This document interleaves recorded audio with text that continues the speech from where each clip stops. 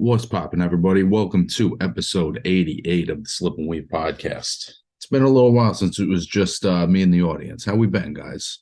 We're going to get to the guest for the week in just a little bit. I just wanted to take a quick segment to talk about my experience covering a fight at Madison Square Garden this weekend. I'm sure a lot of you know I'm a kid that grew up in Rockland County, New York. Going to Madison Square Garden was like the place for boxing, to go to the Knicks.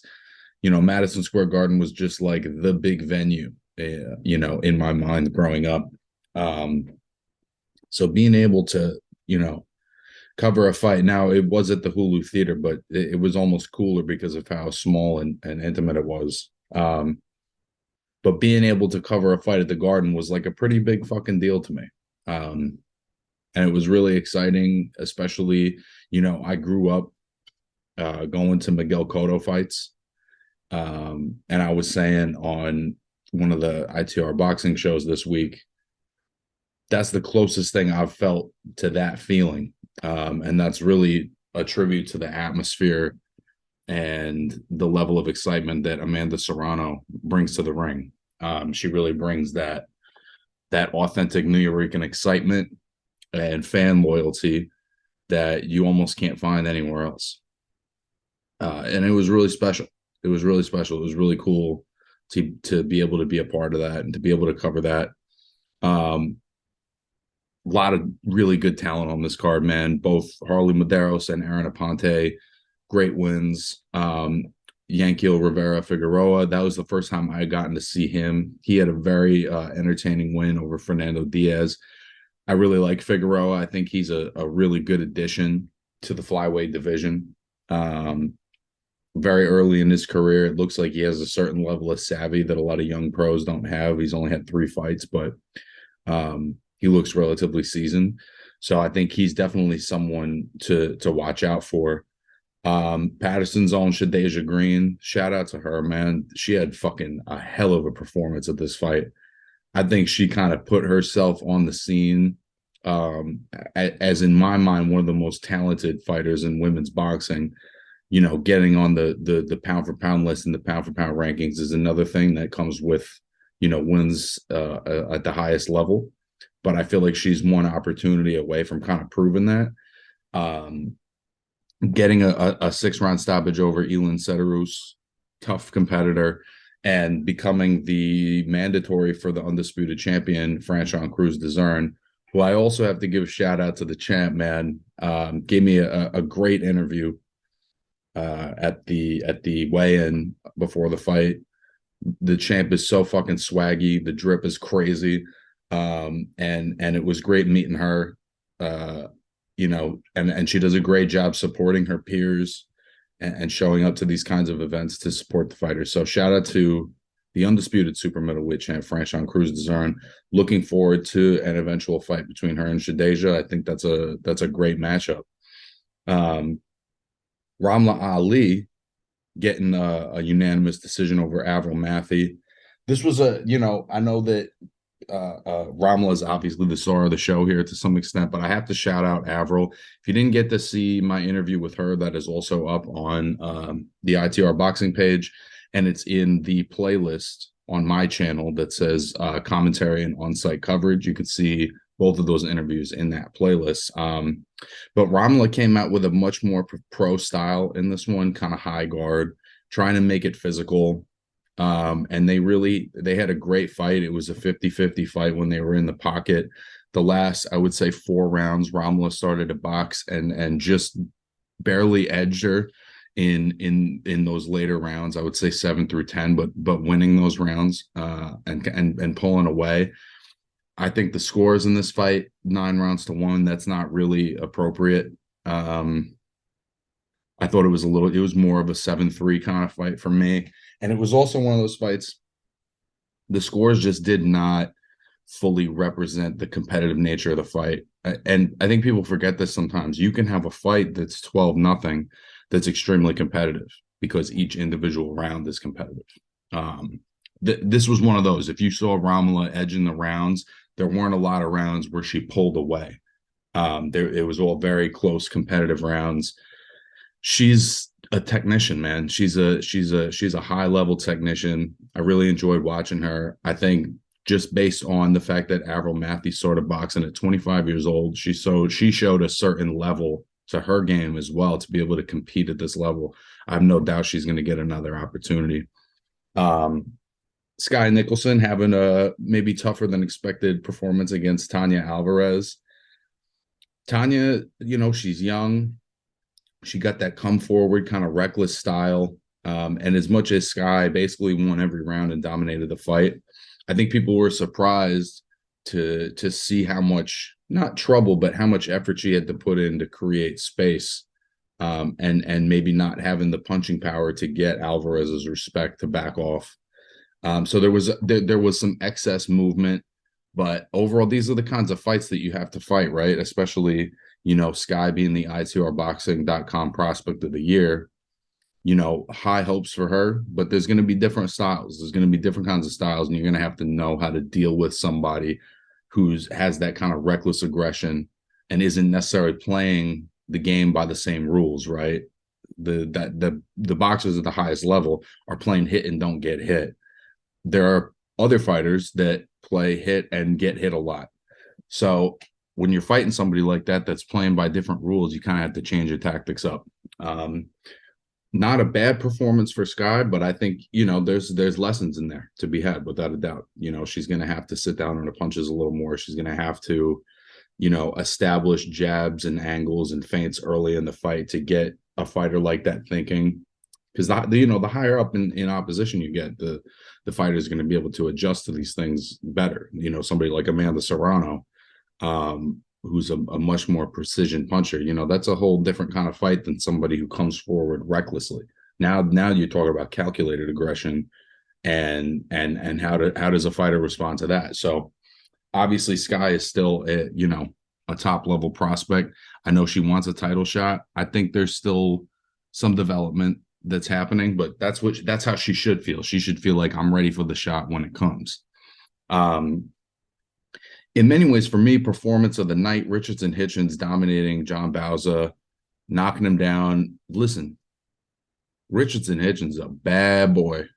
There was times where I'm watching him and I thought I was watching Shakur Stevenson. There's times where I was watching him, I thought I was watching Keyshawn Davis. There's a couple times I was watching him, I thought I was watching Floyd Mayweather. I mean, the kid's fucking defense is unbelievable. He's got that amazing ability that a lot of great boxers have to kind of jab and feint and time your way into freezing guys' offense. And that's kind of what he did to Bauza. Bauza just couldn't get his timing, and you get to this point where you just get caught watching with your hands in your pocket and you don't know what to do. I think Hitchens puts guys in that position, and on top of that, I don't think he's a feather fist. So that's why you don't see, an excess of aggression when guys are fighting him. I just thought his skills looked like $1 million. And for me, this is a fight that proves it because I've been impressed with Bauza in the past. I've seen him a couple of times. He's a very good prospect in his own right. This was, in theory, a 50-50 fight. This was a Frank Martin, Michelle Rivera. Right. This is the kind of fights that these young guys are making, and you got to like that. You got to respect that. I think Hitchens he's on his way. He's on his way to something. There's nobody at 140 that's going to have an easy out with him. I feel like he's a guy that could potentially beat anybody at this weight class with his boxing skills, his IQ, and his defense and his footwork, all of it, man. And I don't think we should count out John Bauza, North Bergen's own, for losing a fight to a guy like this. I think if anything, you just have to give him credit for taking the fight, honestly. Co-main event, Alicia Baumgartner, twice dropping, really 3 times dropping Elhem Mekhaled, and winning a unanimous decision. I know when I've talked to people that have been watching it, or that saw it on TV, I hear people saying, she gassed out. I didn't see her gas out live. I saw her slow down, and you don't necessarily want to see a top level fighter slow down in a fight they're dominating. It starts to look like maybe you're coasting. That was more so how I interpreted it live. There's certain things you miss live. There's also certain things you miss watching it on TV. You have the input and the narrative of the broadcasters, That certainly has an impact. You know, when you're watching it live, you can hear the punches a little different. You can hear what's affecting who. It didn't feel like McCullough was landing anything that was really bothering Alicia. It just felt like Alicia realized she wasn't going to knock her out. She took her foot off the gas a little bit. And I think against a higher level fighter, that may be a problem. And I think that's where people are being critical. But she becomes the undisputed champion at 130 pounds. It's a hell of a fucking accomplishment.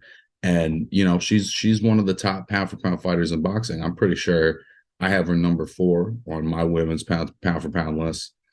And she's fantastic. You know, I'm not sure where she goes from here because the fight ends and she's talking about Katie Taylor and Amanda Serrano, who are ultimately going to fight each other. My pick is Delphine Persoon. I want to see how she handles that level of pressure, that level of aggression, and how she handles being uncomfortable in that way. That's the fight I would like to see. That may be high risk, low reward in her mind, but I think beating Delphine Persoon, it frankly would be a legacy win for her. It would be another legacy win. So we'll see what comes next for Alicia. A lot of options being the undisputed champ. And then the main event, the great Amanda Serrano, having a fight of the year candidate with Erica Cruz, who really showed up to fight, man. You know, Amanda is just the people's champ. That's the best way I could put it. She's the people's champ. The electricity in that venue was fucking unbelievable when she started walking in the ring. And the level of action in the fight, you know, you can tell in the way she fights, she feels obligated to create some of that for the crowd. And, you know, at times her best moments are when she creates a little space for herself and boxes a little more. But ultimately, this was another one. She won most of the rounds. There was competitive rounds. Almost all of the rounds were competitive. She separated herself in that back half of the fight, 7 through 9. Those were her best rounds. And she also becomes the undisputed featherweight champion, announcing the rematch with Katie Taylor for May 20th. That's a fucking fantastic fight. I love that the women right now are making legacy-defining fights at a time where boxing as a whole has a lack of those. There's a void. Go through the top 10 pound for pound right now and tell me how many guys have a fight scheduled. I don't think it's any right now. I don't think that, and not one of them has a fight officially scheduled. So that's where the sport is at. And it's left this void for the women to really do something meaningful here and give the fans, to some extent, what they want to see. So this is a great night for boxing. It's a great night for women's boxing. It's a great night for New York boxing because Amanda Serrano is making her case for being one of, if not the most accomplished fighter from New York City of all time. Really special night. Shout out to all the fighters. Again, check out my interviews with Franchon Cruz Dezern and Avril Matthew in the playlist on this page. I'll also leave some links down below. And yeah, I just wanted to touch on that. Very special night of boxing. My guest this week, speaking of women's boxing, is one of the top, amateur boxers in the country right now, Daisy Bamberger. Kid's got a good head on his shoulders. I thought this was a really great interview. It was great talking to her and kind of seeing her perspective and learning some things about amateur boxing that I didn't know. And I hope you guys enjoy.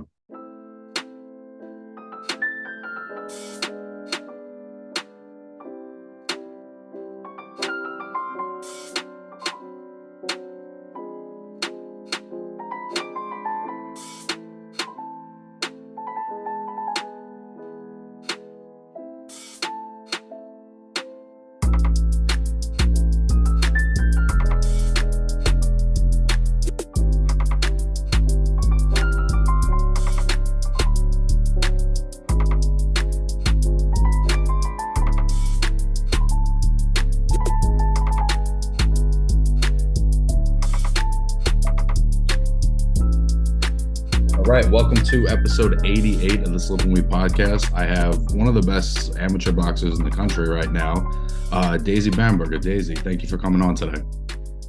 Yep, thank you for having me. I always like to let people introduce themselves. So just do me a favor, let the people know who you are, where you're from, the accolades, accomplishments, all the things you've done.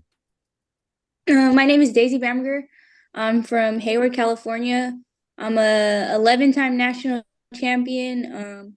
Last year, I just was able to represent Team USA, and this past December, I just qualified for the 2024 Olympic trials. So you'll be in the Olympics in 2024? Right now, I just qualified for the Olympic trials, so that's like one step away from being in the Olympics. So I realized I may ask you some kind of obvious or stupid questions today Mhm. because as much as I've been around boxing my entire life, I actually realized there's some things I don't know about amateur boxing. So if I Right. wind up asking you something that sounds like kind of stupid or obvious, my guess is that if I don't know the answer, there's somebody else who doesn't know the answer. So just humor Yeah. me. It's all good. Okay. Um, I was watching one of your fights, and I think Hmm. it was against Sierra Martinez, and Hmm. it was a great fight, great win, by the way. Right. Um, Thank they were showing the scores of the fight, and they had it like professional scores, but I was you. under the impression that amateur boxing had like more of a point system. Can you Uh-huh. kind of clarify or explain how that works, and is it different depending on the tournament or event? No, I think they just introduced us to the audience and everyone in the corner being able to see the scores like maybe I want to say a year or two ago. So that's been new, but they've moved from like a point system to more like a pro style. So I think each round, yeah, it's a 10-point must system now. So yeah. Does that change your strategy? Because I would imagine, like, a lot of times that's been the difference between amateur fighters and pro fighters is that the criteria for winning a round is different. Um, no, I think since I've been amateur, it's been a 10-point must system, but now that I'm an elite fighter, that's like 19 and up, it's 3-minute rounds. So I get time to, sit down a little bit more on my punches, and they are, from what I know, they do count body shots more, so That's you're great. able to do a little bit more, yeah. Do you feel like that prepares you for like a pro style better? Because a lot of times, you'll see some fighters that are very high level Right, amateur, but they operate with that high right, volume style. right. Right. Yeah, I think it does benefit you if you have more of a pro style, but at the same time, amateur boxing is about throwing as many punches as you can. So, but I do think yeah, it's beneficial if your end goal is to go to the pro ranks. I definitely noticed that when I watched you in the Martinez fight that I Mhm. thought you looked like a pro in that fight. The way you were boxing and moving and you were very patient with how you set your combinations up. Yeah. Is that something you're aware of as you develop, or are you just developing naturally? I think it's naturally, but I think it's also due to like my coaches. They've always instilled in like basics, fundamentals, and having like it's just a strong foundation. But I've been getting help from one of my mentors. She was a world champion, so of course I felt like that's made a big difference. And she showed me some tricks that she knows from the pros. So I think that has a lot of influence on how my style's changed and how I'm still developing. Can you share who that mentor is? Oh, her name's Eliza Olson. She's being inducted to the West Coast Hall of Fame in March. So she's a WBC and IBF champ. That's incredible. That's awesome Yeah, to be able to have that kind of insight in your camp. yeah, definitely. How do you feel about it seems like it's becoming more common for professional fighters to fight in like Olympics and in Hmm. certain amateur tournaments. What do you think about that?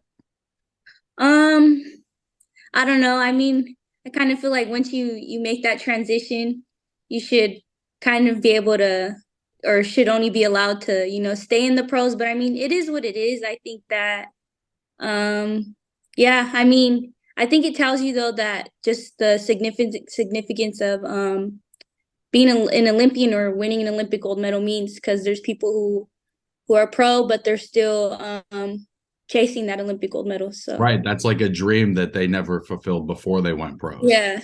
Yeah. Yeah, I mean, I guess it's a cool thing because you still get that chance to chase the Olympic gold. So yeah. It would seem like there's advantages for both sides because they have the experience of fighting without headgear and smaller gloves, Right. but strategically they're in longer fights. So you being Right. a very high level amateur, you're used to the time constraints. So it seemed like in that way you might have the advantage over them. Right. Yeah. I agree. Definitely agree. And I've seen there's some boxers who are pro who just were in this last Olympics and they didn't medal. So yeah. Yeah, I noticed that too. I saw that Yeah. Christina Hammer like lost her first fight in one of the trials, and she's one of the best pros in the world. Yeah, right. And then there was I believe Hamadouche, the one that fought Michaela Mayer. She was in the last Olympics and I don't think she medaled. So yeah. She definitely does not have an amateur style. She very much No. pro Yeah. style. Yeah. So Yeah. She definitely, she does throw a lot of punches though, so she does, and she's very tough, and she goes to the body, and you could tell she hits hard. But if I'm picking that on an amateur fight, I'm probably picking you just off of being able to like account for right. the strategy. Hmm. What's like speak to like what's your biggest motivation as a fighter? I think my biggest motivation is just making all my hard work count for something. I've been put a lot of years in the boxing game and I don't want it to be for nothing or just to only have came this far. I think my biggest motivation is finishing it out and making it to the end goal, which is being an Olympic gold medalist. So, and If, of course I have like outside motivators like my family and my coaches, but I think that my biggest motivation is just like I owe it to myself to write it out and make it to my end goal. do you see yourself being a pro one day? Um, that's been a conversation. I get that question a lot between me and my team, my coaches. We've had that conversation, and of course, if everything's right, then yeah. As far as like, I know that the pros is like a whole different business than the amateurs, so I think that everything has to be right in terms of like, of course, the money, who I sign with, the timing, and I feel like it can't just be something that I do because people expect me to do it or want me to do it. I have to be 100% about doing it because it's just a whole different sport. Like you said, without headgear, smaller gloves. So I have to be serious about making that decision. That's a real ass answer because I mean Yeah. I think a lot of high level amateur fighters, even if they weren't sure, would be like, "Yeah, give me Katie Taylor next Wednesday." But like, Right. but that's a real ass answer. That's good for you to know. Like, Yeah. I need to be certain if this shit is for me Right. or whatever. And I've always said if I do, I want to kind of do like a Lomachenko, like in 5 fights, I want to be world champion and something like that. So yeah. I think that's also a lot more common too, is fighters staying amateur longer and then coming into the pro game with like a slightly more seasoned, complete style, like Right. Lomachenko. Yeah, I've seen there's a few Olympians, Sky Nicholson and then like Beatrice Ferreira. I've seen they're already doing like 6 rounders, so they're getting straight to it. They're not taking any like take any warm-up fights. No, they're serious about it. So that's pretty cool to see. In general, like how can fans better support amateur boxing and amateur boxers like you who are, some of the best young fighters in the world? Um, I think just watching, giving it a chance. I think that's the biggest thing, just kind of giving it your time of day by like watching and amateur boxing shows are some of like the most like funnest coolest events that there is, and I think especially even like national tournaments, like no other there's no other environment like a national tournament. There's 4 rings, 4 fights going on all at once, and there's a lot going on. But you'll see like some of the best fights. I think there's some amateur fights that are definitely up there with like as far as entertainment levels as they're up there with pro fights. So I think just kind of giving it a chance and just watching really. I think that's when I was watching one of your fights, I realized that there was multiple rings going on, and you'd Yeah. hear like the buzzer from one to Yeah. start the round, Right. tell from the other, and it would get kind of confusing sometimes. I never thought of it. Yeah. Yeah. Yeah. It is there, but I think each ring has like a different the 10-second warning, and then like the start and end of the round, the bells are all different. So yeah. But even I saw one of your rounds got stopped prematurely, and they had to Yeah, no, no, no, yeah, keep going. yeah, yeah. It can get like a little confusing, but that's why it's important to like try to stay as locked in as you can during the fights. I think that's like the coolest thing about amateur boxing is just that with pro boxing, there's so much that is trying to be like sold to you outside Hmm. of the fight itself. And with amateur boxing, it's like so boiled down to, not even being able to choose your opponent. And I think it Right. gives you like a real sense of where a fighter is if they're put in a more randomized situation. Oh yeah, definitely, because there's not any picking and choosing. Like Sierra, she was seated like we had seedings for this tournament. And she was a top seed, so nobody we couldn't. There's no ducking and dodging. There's no picking who you want to fight. Like my dad would There's say, no like letting you the might. fight marinade. Right. Right. There's no like you can't, oh, I want to fight them this day, then her the next day. No, it's like you may have a Sierra this day, that the next day you got another top seed. So yeah, there's no picking and choosing, and fighting multiple days is no joke either. So It's yeah. also not a popularity contest where the fighter that has the most draw now all of a sudden is dictating terms of something. Like even if you're the more popular fighter, it doesn't really matter if you're hot shit. You're gonna have to fight whoever they put in front of you. Right. Yeah, right, yeah. So yeah, it's a trip. And especially now that I'm in the elites now, I've gotten to share the ring with like Rashida Ellis, who's an Olympian as well. So yeah, there's definitely no ducking and dodging. You're in there, find the best of the best. So I know you said you're still, 50-50 on the pro game, but if you had to kind of map out how the rest of your career went, Mhm. everything your way, no compromises, Mhm. how would that play out? So Olympics 2024, I'll be like 22, 23, and right after that, I'd like to, if it goes the right way, everything's right after 2024. I win the Olympic gold. Um, Everything's right. I get the business end right in the pros, then yeah, I'd go pro. 5, 6 fights. I win a world title, and that'll be like my run. And then of course I want to give back to boxing, maybe coach or just any way I can, have a gym, stuff like that, mentor whoever I can help out. So that's how it'd go for me. I mean, that's awesome. And I love how no part of what you included was like, I'm gonna get a Rolls Royce. I'm gonna be real cool. Yeah.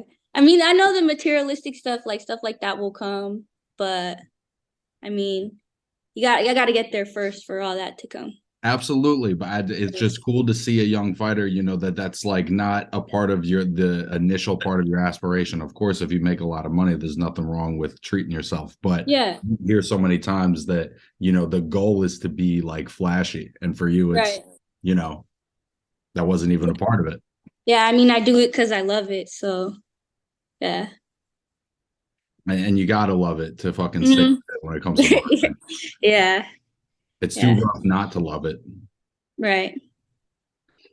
Um, I'm genuinely kid. Do you follow a lot of pro boxing?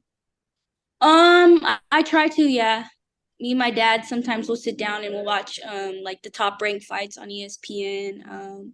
I try to keep up well with it, but I'm not sure. I'm not like not I don't know. I try to keep up with it as well as I can. There's always something to learn. Who for you would be, like the handful of top women's pound for pound fighters right now?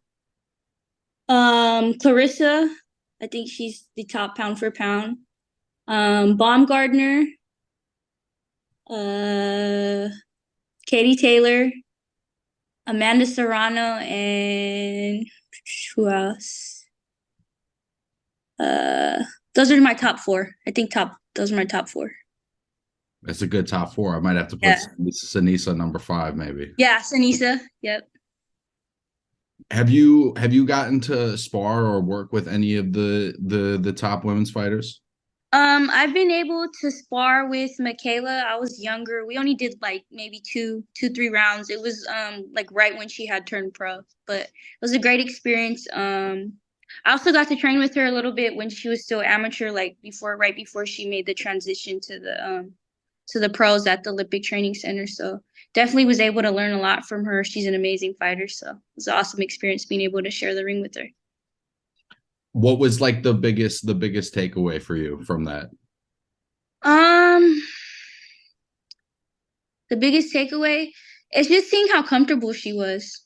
It was like a bunch of us just going in there, like she maybe went like 12, 15 rounds and like was just comfortable having fun. So I think that was the biggest takeaway is that she just it's not like a job to her. She has fun with it. So I think that was the biggest takeaway. It's really amazing when you get in with fighters of that caliber, how easy they make not easy shit look. Right, yeah. Like she really does, yeah. Like as many, especially the fight with Hamadouche, she made it look like it was a tough fight, but like I don't know. She made it she's able to make stuff look easy. That's awesome. In my experiences sparring, when you're in with like a more experienced fighter, there's like this thing where they are so relaxed mentally. You know what I mean? Right. Like they're not, there's no extra movements, and they'll throw like six punches and land all of them. And I'm like tired and out of breath and I'm thinking too much. You know what I mean? Yeah. Yeah. I mean, it also showed like it was a good like gauge of where at the time where I was at and then like how much room I have to grow and like where I need to be to get to the level she's at. So How old were you when you did that? I was only like maybe 15. That's Yeah. It was crazy. little. Yeah. That's awesome. Yeah, it was. And then after I was able to watch her and she gave us like some signed gloves and it was awesome. So just overall awesome experience. What any thoughts on the matchup that just got signed between David Benavidez and Caleb Plant? Um I like Caleb. I like his sweet hands. I like his movement, his footwork. I don't know though. Benavides, he's a big dude. That's what he's a big dude. So and he can punch. So I don't know. We'll see. I think it'll be a great fight. That fight's been like a lot of people have been wanting to see it for a while now, right?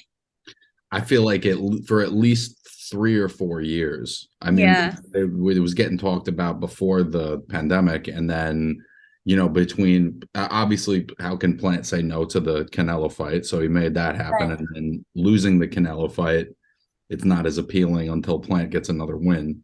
So, Right. but it for at least like 3 4 years they've been talking about making this one. Yeah.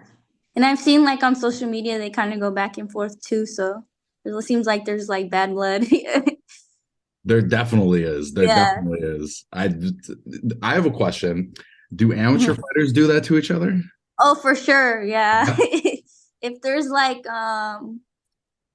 say there's like in the national this past nationals there's always like of course in the finals there's great fights and then there's some that come what it comes down to is just like what the judges see so it'll be like split decisions and then we'll see after kind of whoever posting not really go back and forth but kind of like nah I won I we know who really won stuff like that so it's all just competitiveness and it's funny to see because then you see like those fighters in person and you're like, oh, like seeing you what you were saying and stuff. So it's cool. But yeah, in the amateurs, people definitely go back and forth too. Yeah, I kind of figured, but it was like, especially I feel like in pro boxing, social media has almost become like a an essential aspect of marketing yourself. Mhm. And I Right. didn't know if that was in any way the case in amateur boxing. No, yeah, it is definitely the same. I think you can gain like a lot of traction through social media and like the boxing world as an amateur as well. So Give me a rundown of the, if you have one, of the current Daisy Bamberger training playlist. um playlist. I like Lil Baby's new album. That's definitely what I listen to while I train. I liked like some of the Detroit rappers, Babyface Ray. He's on my playlist. Drake, and then like some Bay Area music, Too Short, E40, Mac Dre. So Oh, you go real old school. yeah, That's So, awesome. hmm I always like to ask because I've heard such a wide range of answers. Like I know fighters that have Bach playing in their headphones because they need to calm their mind. Then there's guys that have DMX playing on the speaker as yeah. loud as they can because they need to get jacked up. I just think it's Yeah. interesting how different it is Yeah. depending on the fighter. Yeah. I mean, I think there's a fine line. I gotta get pumped, but I have to kind of I try to reserve my energy too. So it's like a fine line. So what is or when is the next tournament or event or fight where people can tune in and support you and everything you're doing? Right now I'm getting ready for the national, well, not the national Golden Gloves. One of the goals to get to the nationals. I believe the qualification starts in March, and that's here in the Bay Area. So once I have more information about like where the fights will be and when I'm fighting, definitely will post about it. But as of right now, that's the next tournament I'm getting ready for is the Golden Gloves. How soon in advance do you know the opponent? Is it like you show up that day and they tell you? Do you get a week? Do you get a night? Uh, I think there's like a general weigh-in, and then they'll tell you everyone who's in your bracket. So like maybe yeah, like a week in advance. That's cool.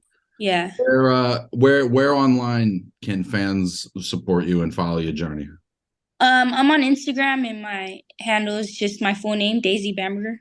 So that's my main social media that I use. Well, we will definitely make sure to leave that in the description. Click below to support Daisy. Daisy, this has been a great episode. Is there anyone, anything, anywhere that you want to shout out before we wrap this up? I just want to shout out to Lukey, Big Dog Luke, for hooking this up. Thank you so much. I had a lot of fun.